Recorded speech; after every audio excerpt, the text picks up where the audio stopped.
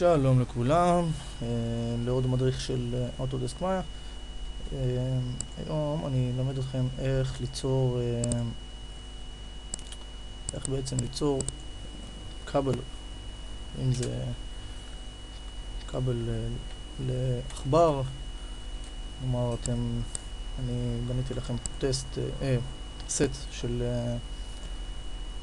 מחשב, מערכת מחשב, מארז, עכבר, מקלדת, מסך, ואני רוצה בעצם לחבר חוט פה בין המארז לעכבר הזה.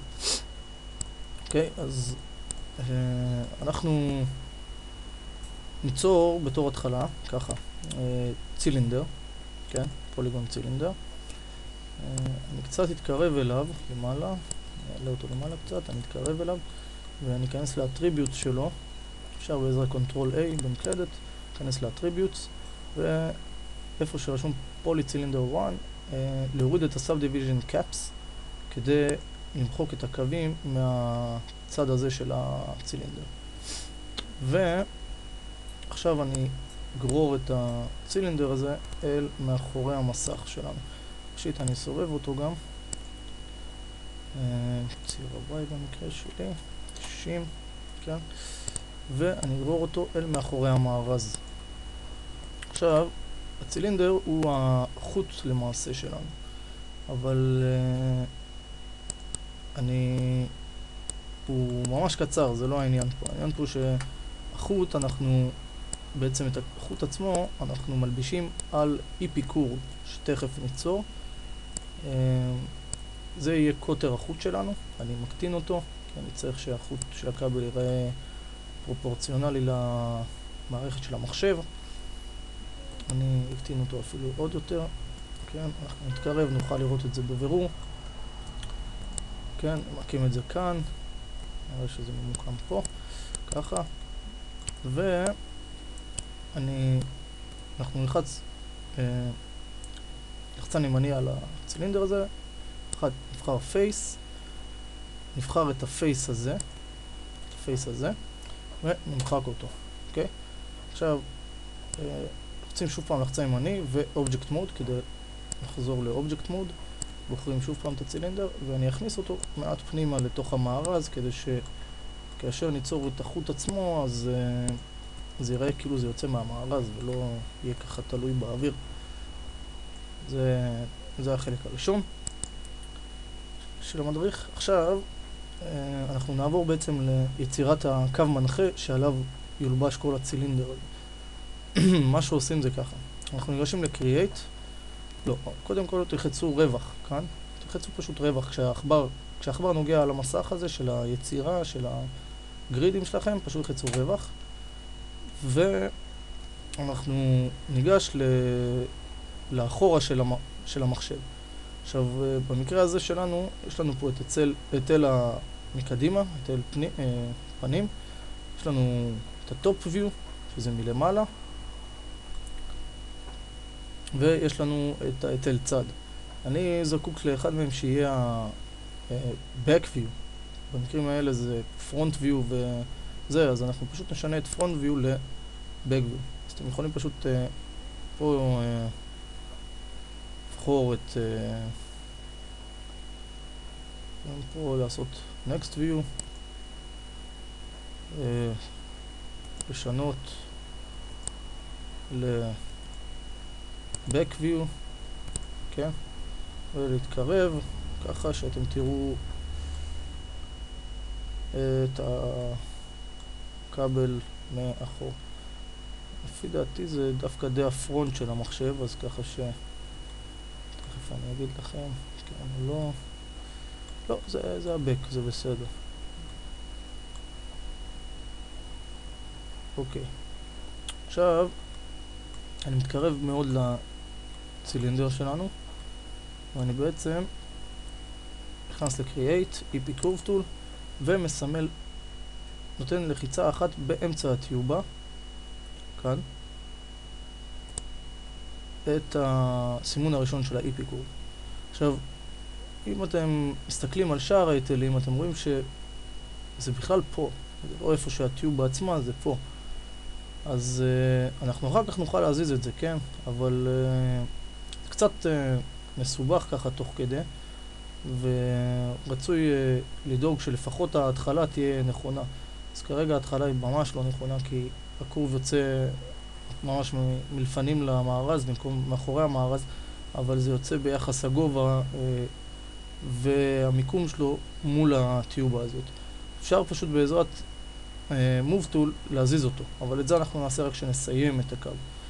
אז מה שאנחנו נעשה, אנחנו נדמה כאילו שאנחנו פה נמצאים מאחורי המארז, ואנחנו רוצים לצאת עם הכבל בצורה כזאת, כן?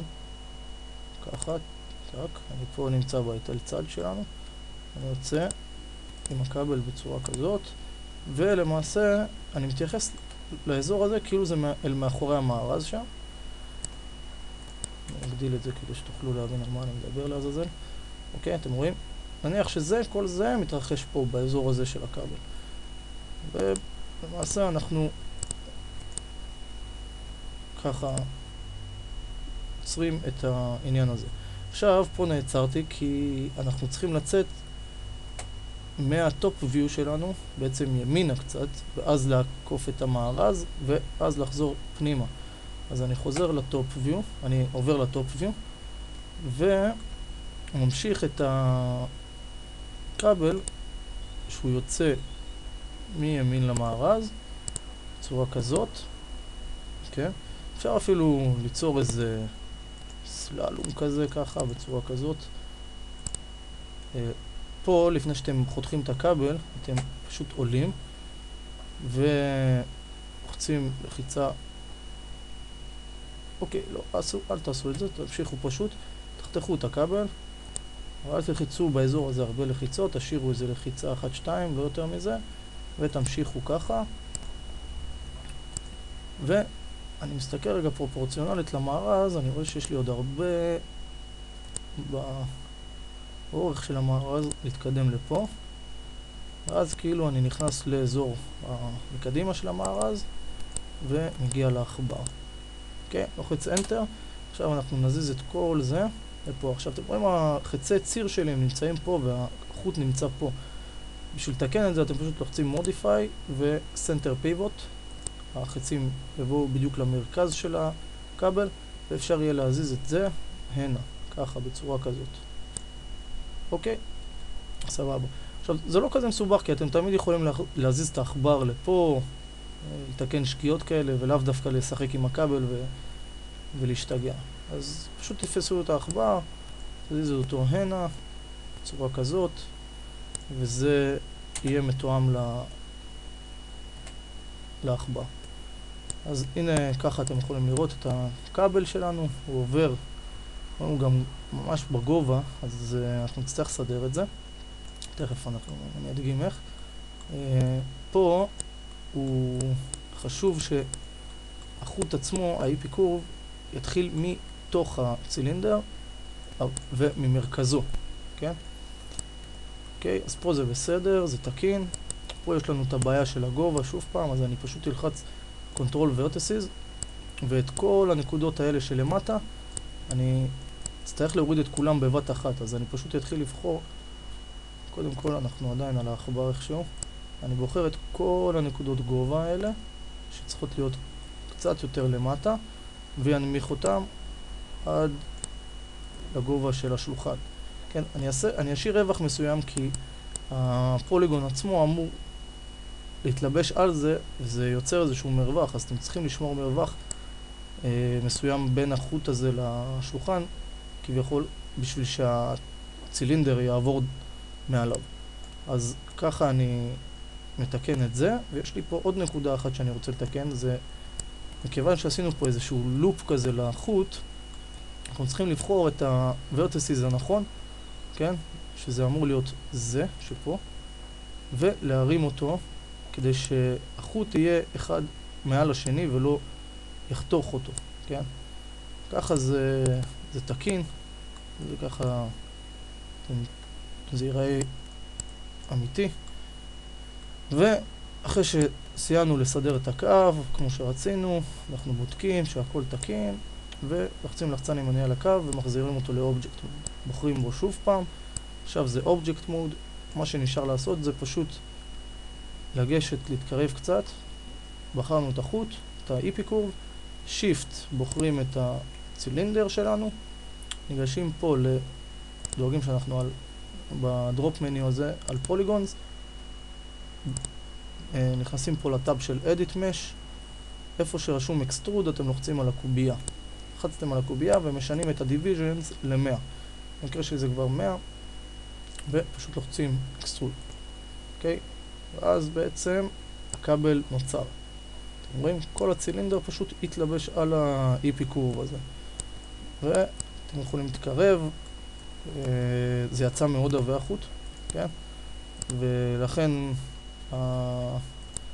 היחס שלי בלהרים את הכבל פה באזור הזה, את הוורטס הזה שהיה פה, הוא היה לא נכון, הוא היה שגוי, הייתי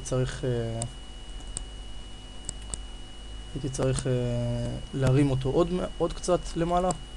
עכשיו הוא פשוט נכנס בתוך הכבל, ככה אתם רואים. אז תקחו צעד אחד אחורה, תעשו קונטרול Z, כן, כמה צעדים, אני פשוט לחצתי פה כמה צעדים, ובעצם תפסו את הוורטסיס הזה ותרימו אותו עוד יותר למעלה.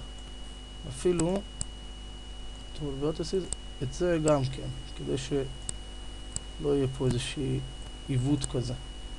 אוקיי, עכשיו גם הצילינדר עצמו הוא יותר מדי עבה ממה שחשבתי. אז אפשר פשוט אולי עוד להקטין אותו עוד טיפה. ככה, בצורה כזאת, להקטין אותו. כן, לוודא שהוא עדיין במרכז החוט הזה, ה-Epicurve שלנו. מכיוון שהקטנתי אותו אני צריך להחזיר אותו קצת אחורה, תוך המארז. שוב פעם, לבחור את החוט, את הצילינדר, Edit Mesh ו-Extrude הפעם. אין צורך להיכנס לקובייה כי כבר שינינו את הפרמטר ל-100. אוקיי, אתם רואים? עכשיו זה עובר מעל, וזה עדיין לא נראה כזה אמיתי, אבל זה עדיף על שהוא ייגע בכבל וייכנס לתוכו. אז אפשר פה עוד הפעם לקחת שתי צעדים אחורה, להנמיך קצת את הוורטקס הזה. נו, אני אוריד אותו מעט למטה, בצורה כזאתי, אני חושב שזה כבר מספיק, ככה. Object Mode, לבחור את הכבל, לבחור את הצילינדר, ו-Edit Mesh, Extrude. נראה. כן, זה הרבה יותר טוב, זה הרבה יותר טובה. אוקיי, והראה לכם כבל לעכבר. להזיז את העכבר להתחלת הכבל, לוודא שזה שם, יושב כמו שצריך, מתואם. אפשר ליצור פלן מסוים, ככה בשביל לקבל תחושה שהמחשב יושב על שולחן, וככה גם לראות בהשוואה לכבל, אם הכבל באמת יושב באוויר, או לא יודע מה, יש איזושהי סטייה גבולות איפה שהכבל הזה יושב.